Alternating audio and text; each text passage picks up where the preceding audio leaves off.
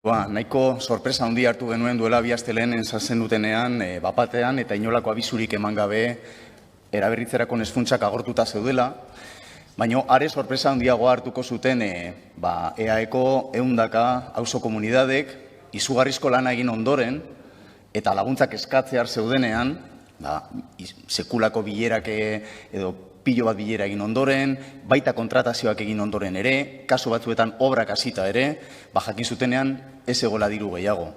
Uste dugu lehenago abisatu behar zenutela, eta horrela lortu duzue jendea haserretzea, eta uste dugu arrazoituta dagoela haserre hori.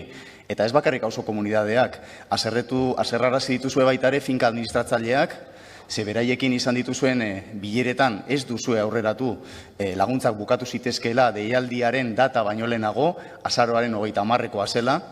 Haserrarazi dituzue baita ere eraikitzaileak, ze ikusita zer nolako lan holdea zetorren, haien lan plantillak ere handituta zeuzkaten, eta horrek orain ez du ezertarako balio. Uste dugu kudeaketa eskasa erakusten ari zaretela, eta oso gaizki, oso larria iruditzen zaigu abisatu ez izana. Eta Pedro Jauregik, sailburu ordeak, ostiralean edabide batean esan zuena, lotsagarria iruditzen zaigu.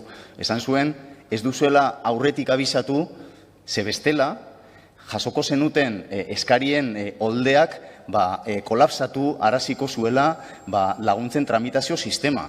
Eta horrek esan nahi du batetik, ez duzuela nahita, ez duzuela abisatu, eta horrek erakusten du, bosta jola zaizue, auzo komunidade askoren lana zaborrera bota behar izatea, eta bestetik erakusten du, ez dituzuela nahikoa baliabide jarri laguntza horiek kudeatzeko.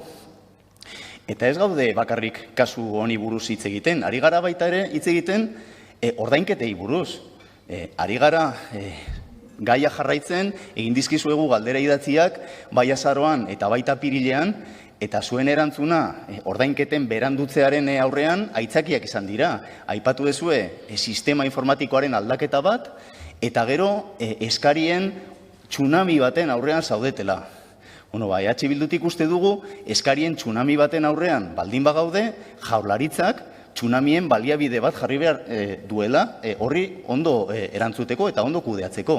Eta hain zuzen ere, hori da eskatzen dizueguna, kasu honen aurrean, diru laguntzak bukatu badira, deialdiaren data baino lehenago, uste dugu jaurlaritzak osatu beharko lituzkeela diru laguntza horiek, gutxienez, deialdian datorren data hori ailegatu arte, auzo komunidadeek egindako lan eskerga, erantzun bat izan dezan.